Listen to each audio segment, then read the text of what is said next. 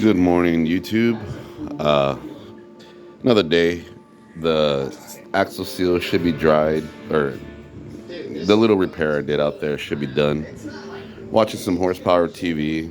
I just wanted to make a quick comment on some comments that I had on my one of my videos.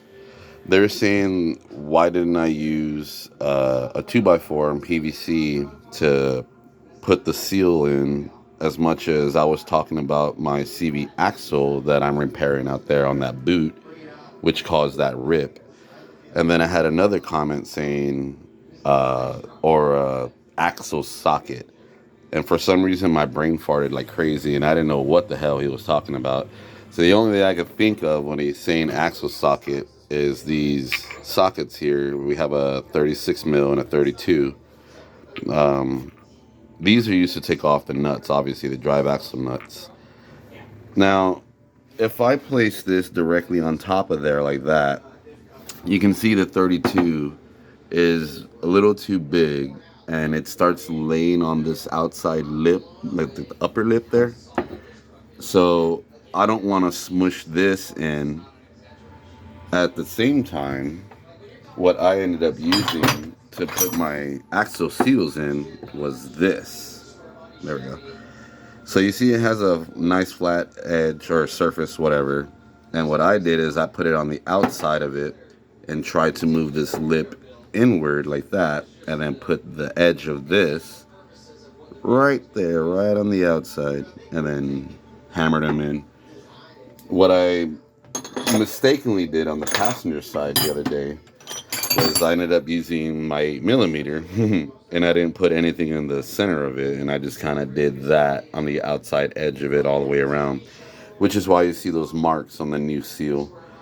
Uh, I don't mind the marks so much as I'm just trying to get the outer edge of this almost flush to the inside of that transfer, or the transmission case rather.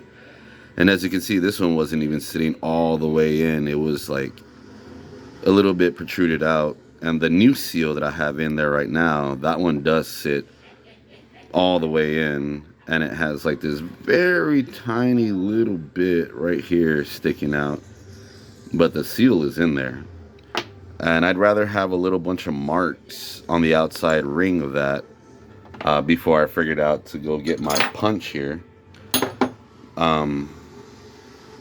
Then putting this CV socket right here in the center of it and possibly collapsing the seal in the center itself, forcing the whole seal in there. I would also be pushing the center of this seal.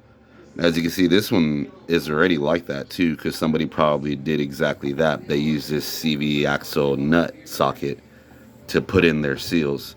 Now look at this.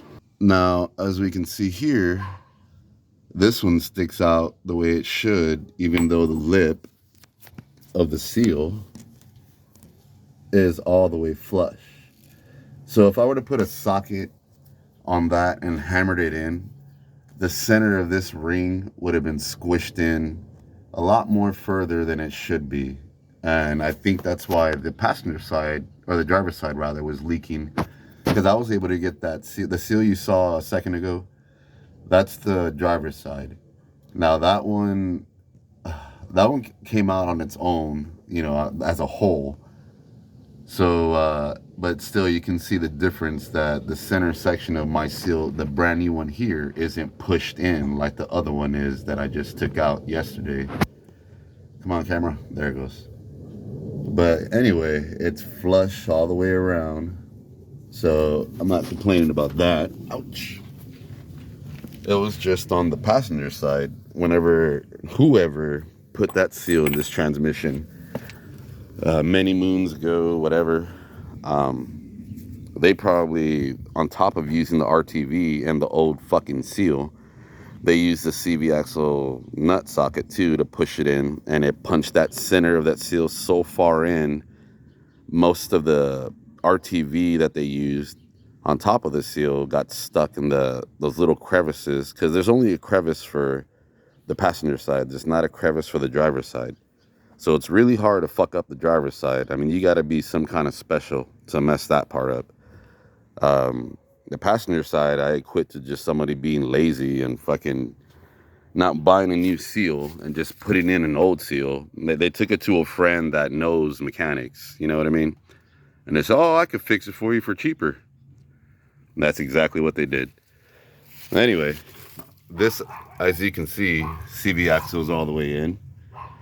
And to clarify, whenever I was hammering on the outside of the CV axle, I was literally hammering on the outside edge of the axle here with a 2x4. I had a long 2x4 pushing against it and my hammer on the outside, obviously, so I could get it to sit flush.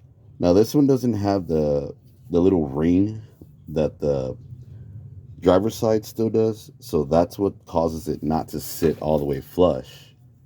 So now I'm gonna try to install the driver's side, and with all the weight of the spindle, because I wasn't able to get the CV axle nuts loose, I'm gonna just kind of He-Man that and just, you know, shove the whole thing in there until it pops into place.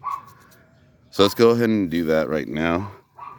And I gotta turn on the radio because this rat keeps barking at me, even though I lived here for like the past 4 years and they don't want to tell him to stop fucking barking, so whatever. So now this is nice and sealed up and dry.